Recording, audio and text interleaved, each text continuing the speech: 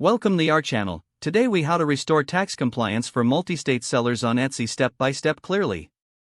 Before you begin, gather your business records, including income, expenses, and sales tax information. Start by identifying the states where you have a tax obligation. Visit the website of each state's tax department for specific guidelines on sales tax compliance. Determine your nexus in each state, which refers to the connection that triggers tax obligations.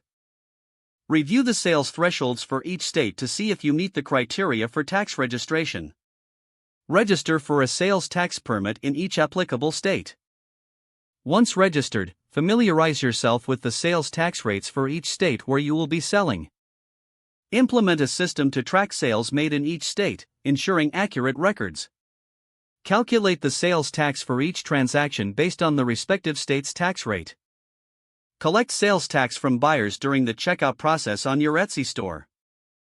Regularly file sales tax returns in each state according to their reporting schedule.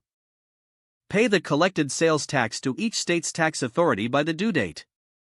Keep meticulous records of all transactions, tax collected, and returns filed for at least 5 years. Make use of accounting software or services tailored for multi-state tax compliance to simplify the process. Stay updated on changes in tax laws and rates in each state to maintain compliance. Consider consulting with a tax professional experienced in multi-state sales tax for personalized advice. Regularly review your compliance status to ensure adherence to all state tax requirements. If the page does not load, refresh the browser or try again in a private or incognito window. Make sure you are using the correct email address, then retype it carefully to avoid small typos. If your password is not accepted, use the reset option and create a new strong password you can remember. Check your spam folder for verification or security emails, then complete any requested confirmation steps.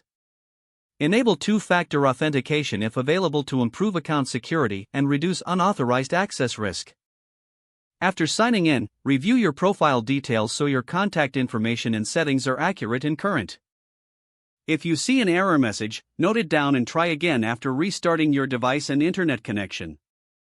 Log out when you finish, especially on shared devices, to keep your account and payment information secure. If the page does not load, refresh the browser or try again in a private or incognito window. Make sure you are using the correct email address, then retype it carefully to avoid small typos. If your password is not accepted, use the reset option and create a new strong password you can remember.